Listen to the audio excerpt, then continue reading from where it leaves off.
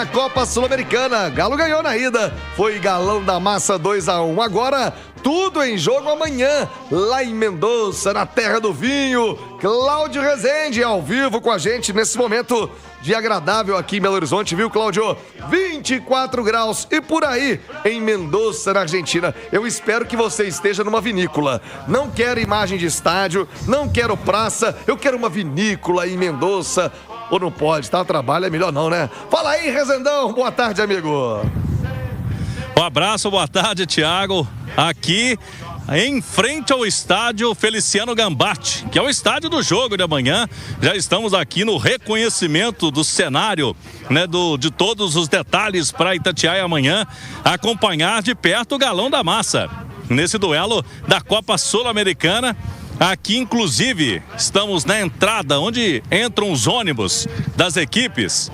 Quem está no YouTube, a gente vai mostrar, inclusive, também do outro lado. Estivemos lá, eu e o Alisson Abreu, que é o nosso operador de áudio e de também vídeo, né? Fazendo aqui as imagens para a turma das redes sociais também da Itatiaia. Do outro lado, a entrada do Clube Social, onde a turma está ali comprando ingresso para essa partida. Tem a loja oficial também do Godoy Cruz, aqui no bairro Godoy Cruz, que fica em Mendoza. Mendoza é a cidade, mas aqui é um distrito, né? Godoy Cruz, onde fica o estádio Feliciano Gambatti, de onde a Itatiaia fala neste momento. E aqui vai ser casa cheia, viu, Thiago? A venda de ingressos está boa.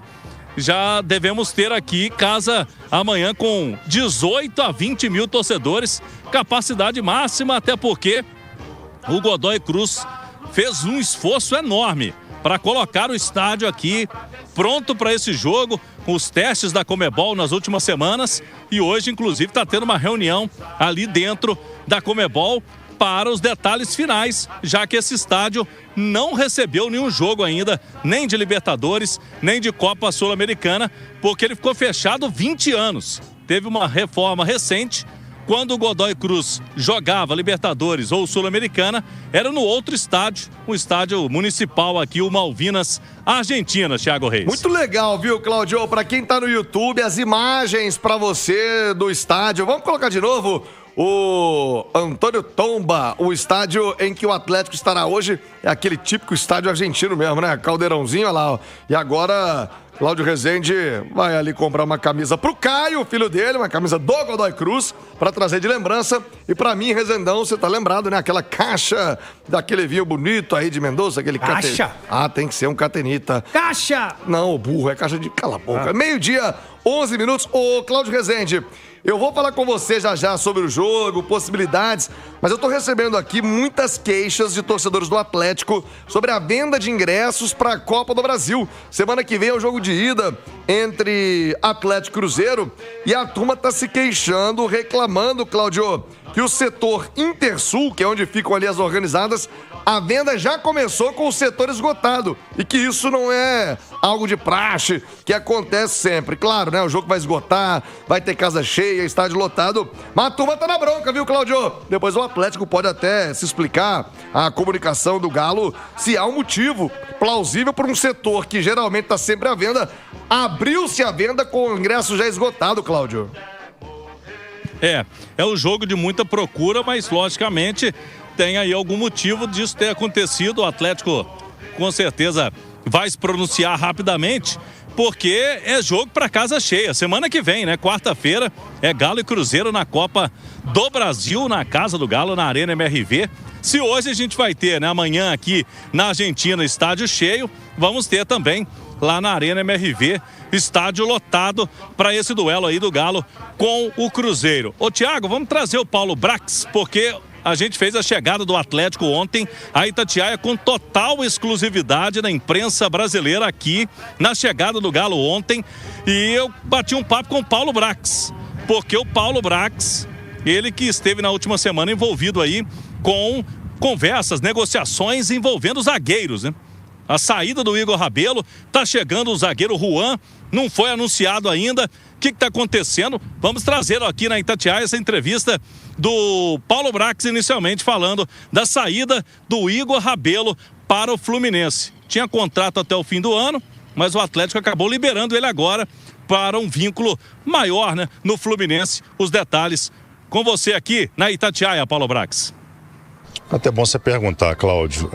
O Igor é um atleta que tem um contrato encerrando no final do ano. E ele, a partir de junho, ele já poderia assinar um pré-contrato com qualquer outro clube.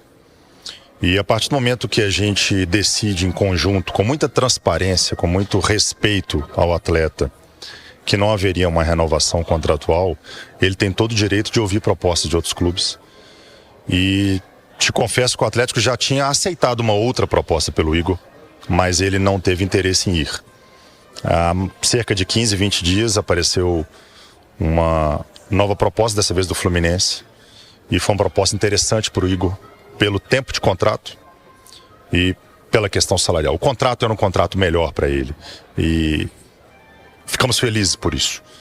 E demos o de acordo para essa proposta junto com o próprio Igor, e ele combinou conosco de ficar no banco no jogo do Godoy Cruz e se despediria. E no jogo do Godoy Cruz a gente teve o infortúnio da lesão do Lianco. E a partir daí, Cláudio, surgiu um questionamento externo e até, de certa forma, pedidos externos de que a gente pudesse desfazer o negócio. A imprensa já estava noticiando, a imprensa hoje descobre tudo com muita velocidade, o que é natural e a gente sabe. E por que a gente não ia desfazer o negócio, Cláudio? Por 3, 4 razões. A primeira, porque a gente tem palavra e a gente tem caráter. E a gente não iria desfazer o que a gente tinha combinado com o Igor e com o Fluminense. Segundo, pelo Igor. O Igor, ele merece, por 5, 6 anos, honrando a camisa do Atlético, com muito respeito, com muito profissionalismo. Ele queria ir, ele quer ir, tanto que ele foi, e a gente não iria desfazer disso por conta do Igor. Terceiro, não é a primeira lesão do Lianco, é a segunda. O Lianco é um jogador que joga muito, joga quase todas, se entrega demais, se doa demais, está com a performance lá em cima e até por isso cogitou estar na seleção brasileira, talvez não pela lesão agora está indo, mas ele estaria. E naquela oportunidade, eu lembro bem, foi num treinamento lá na Venezuela, pós-jogo do Caracas, e a gente jogou 4 partidas sem o Lianco. Todas fora de casa. Maringá, Caxias, Mirassol e Iquique. O Igor foi um dos substitutos do Lianco. Não foi o único. E a gente tem convicção no nosso elenco e nas opções que nós temos. E, por último, tanto o Ivan Roman quanto o Vitor Hugo gozam da nossa absoluta confiança. E mais do que isso, a gente tem uma comissão técnica comandada pelo Cuca, que tem experiência e capacidade para armar a melhor defesa nessa decisão que a gente tem em quinta-feira e na sequência do campeonato. A lesão do Lianco é uma lesão simples. Então a gente está muito tranquilo em relação a essa situação e todo esse barulho externo, que é natural, eu entendo que é normal. É bom a gente colocar ponto final nisso. Então, em relação à situação do Igor, nós fizemos uma homenagem bonita para ele, merecida, em campo, na véspera do jogo do Grêmio, e ele segue o caminho dele feliz, com o Atlético no coração, e a gente também com ele no coração aqui. Tá bom. O Igor Rabelo já é passado, vai para o Fluminense, contrato maior, o Atlético não ia renovar. Eu vi que algo parecido aconteceu no Palmeiras com Marcos Rocha e Mike. 2 jogadores que tiveram história no Palmeiras, e o Abel Ferreira explicou à diretoria que não dava para segurar os atletas, tinham que deixar esses jogadores irem para outros destinos com contratos melhores no futuro. Vamos falar agora então com o Paulo Brax sobre o zagueiro Juan. Chegou no fim da semana passada, está passando por exames médicos, o jogador tinha uma lesão, está pronto ou não para servir o Atlético, vai ser anunciado. Com a palavra o Paulo Brax aqui na Itatiaia. Uma situação não tem a ver com a outra necessariamente. O Juan é um atleta que a gente já tinha como aprovado dentro do departamento. Um atleta que surge com uma oportunidade de mercado, porque o São Paulo não faz a compra dele junto ao Sassuolo, por questões internas do São Paulo. E é um jogador que foi submetido a uma artroscopia no dia 8 de julho. Então é um atleta que está em fase final de recuperação. Mas também é uma recuperação que ela é, para nós, curta. porque a gente está contratando o Juan para a sequência do Campeonato Brasileiro. Ele é um jogador que não pode jogar a Copa do Brasil.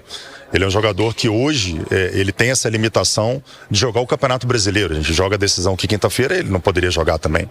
Então é um atleta que vai nos ajudar muito no Campeonato Brasileiro. A gente está em fase final de assinatura dos contratos de transferência, que é um empréstimo gratuito junto ao Sassuolo, como opção de compra. É um jogador que já está fazendo exames e tratamento para poder voltar o quanto antes. E a gente hoje tem muita segurança em ter na nossa defesa o Lianco, o Alonso, o Ivan Roman, o Vitor Hugo, agora o Juan, e a gente está fazendo a transição de um atleta 2008, que é o nosso melhor defensor da base, que é o Vitão, inclusive com uma renovação contratual já adiantada, que também vai fazer parte desse processo de transição com o profissional. A gente tem hoje 6 zagueiros, teremos 6 zagueiros nessa reta final de segundo semestre. Tá bom, obrigado então. Explicações aí do setor defensivo, Thiago Reis, que foi o assunto nos últimos dias no Atlético, a saída do Igor Rabelo. Muita gente querendo que o Atlético segurasse o Igor Rabelo até o final do ano por essa lesão do Lianco. Então o Paulo Brax explicou os motivos do clube para a liberação do Rabelo e também a situação do Juan. Segundo ele, a artroscopia foi feita e o jogador está em fase final de recuperação para ser reforço do Galo. Eu rolo a bola para você aí, Thiago Reis. Essa lesão do Lianco, como disse o Paulo Brax, né? Ninguém prevê, ninguém imagina, mas complicou demais o planejamento do Galo nesse momento da temporada. Vamos voltar à informação com o Cláudio Rezende, agora falar do possível time do Atlético, mas antes, Cláudio, agradecer ao Rivelli Nunes, sempre muito atento, o Rivelli, ótimo Rivelli da comunicação do Galo, que já me respondeu. Thiago, nesse momento tem 600 ingressos disponíveis para o setor Intersul. Neste exato momento, 600 ingressos para o Intersul. É óbvio que ele se refere aos ingressos para o clássico da semana que vem entre Atlético e Cruzeiro, em que muitos torcedores se queixavam de que já estava esgotado antes mesmo da venda se iniciar. Então, a informação oficial do Galo, 600 ingressos disponíveis no setor Intersul, é o que informa o Rivelli Nunes da comunicação do Galo. Muito obrigado, viu, Rivelli? Informação esclarecida aos torcedores que questionavam essa venda do Galo. Agora, Cláudio, e amanhã? O que faz o Cuca para montar o galão da massa, Cláudio? Vamos lá, Thiago. O Rivelli me informou, inclusive, que tem ingresso para todos os setores, menos o de cativas, que é aquele setor Brahma, o Brahma Oeste. Nos demais setores tem ingresso, logicamente que a procura está alta por conta do clássico aí, do jogo da semana que vem. Tem muita gente querendo ingresso ao mesmo tempo entrando no site. Vamos lá, hoje à tarde o Atlético vai treinar aqui num outro estádio da cidade, que é o Juan Bautista. Às 3h30 da tarde vai ter a atividade do Cuca. O treino vai ser fechado e aí ele define o time para pegar amanhã o Godoy Cruz. Nesse momento, Thiago, estamos aí do sol do meio-dia, 13 graus a temperatura. Então aqui, frio durante todo o dia. No sol fica mais agradável, né? Mas quando você vai para a sombra, aquele frio gelado mesmo aqui do interior da Argentina. Mas o time para amanhã, Thiago, vamos lá. O que eu posso destacar antes mesmo do treinamento?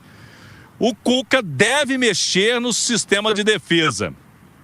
Eu creio que pela característica do jogo de amanhã, o Vitor Hugo teria mais chance de começar do que o Ivan Roman. Por quê? O jogo de amanhã é um jogo aqui num campo acanhado, que o Godoy Cruz vai tentar uma pressão inicial.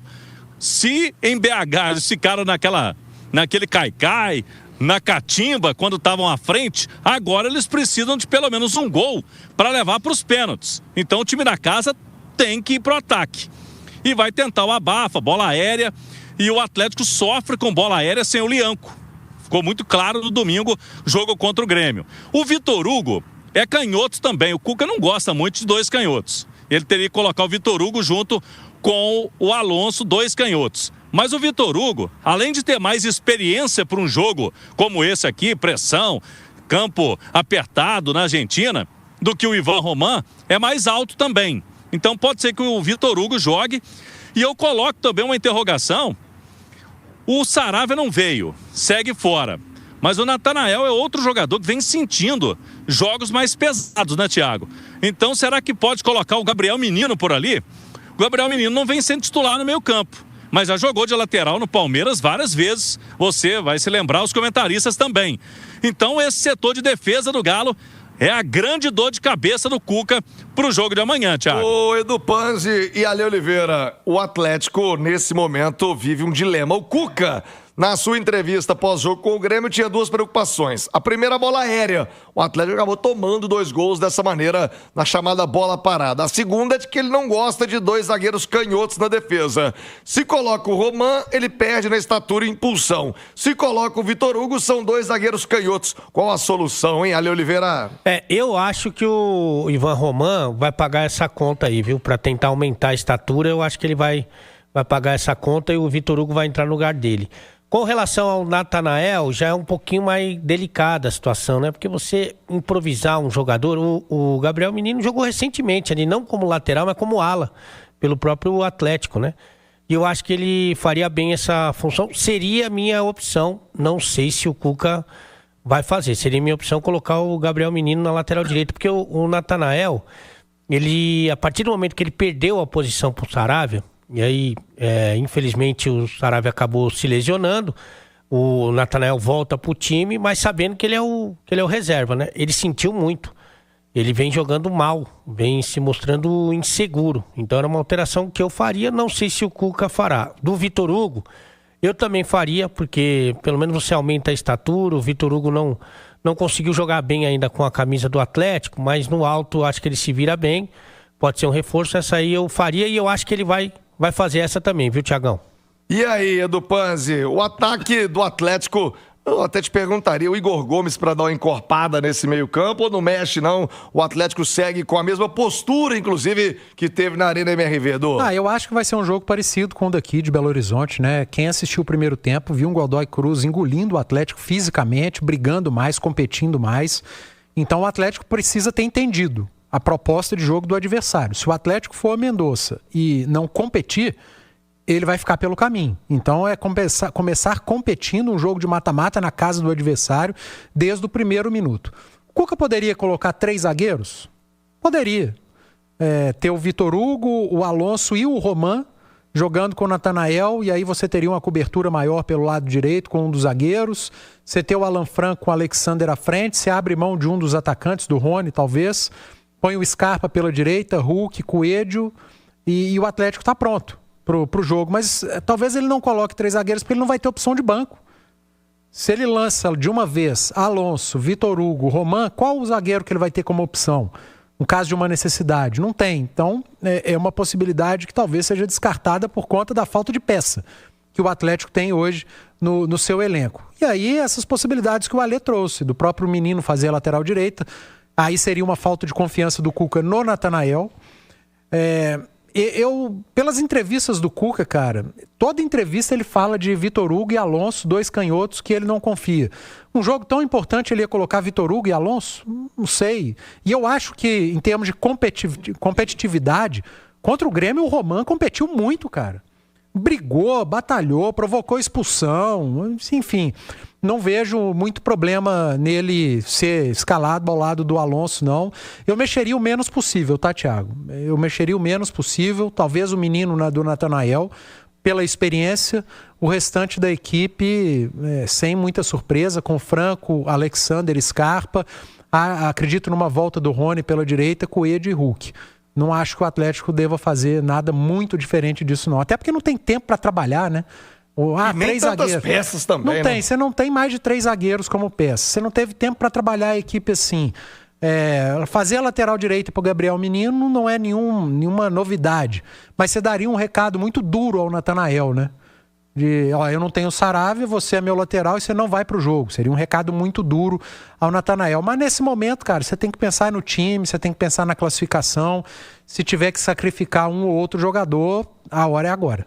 Eu tô falando do Vitor Hugo aqui, nem sou fã do Vitor Hugo, né? O Cuca que deveria ser, porque ele que indicou a convocação, a contratação, né? Porque o Cuca fala muito, né, dessa bola parada que acabou definindo o jogo contra o Grêmio.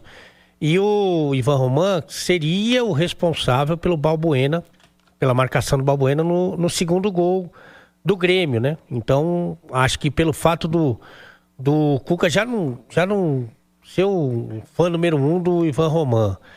Pelo fato de ter acontecido esse gol do Balbuena, em que o Ivan poderia ter travado essa bola, que era o responsável pela marcação. E pelo Vitor Hugo, teoricamente, ser mais efetivo pelo alto, que eu acredito que ele possa fazer essa alteração. Mas vamos ver o que ele vai fazer, né? Cláudio, bora fechar as informações ao vivo da Argentina. Como é que fica a programação do Galo até amanhã? E no fim de semana, o Atlético pega um São Paulo embalado. São Paulo avançou na Libertadores ontem, hein, Rezendão?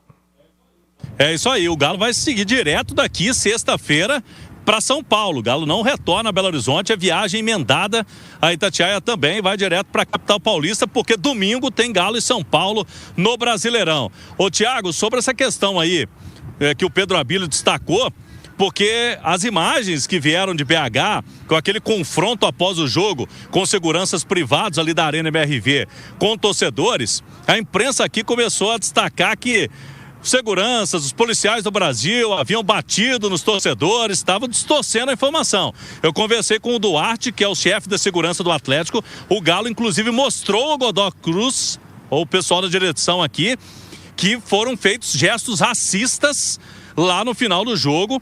Por isso, os seguranças interviram e depois deu confusão.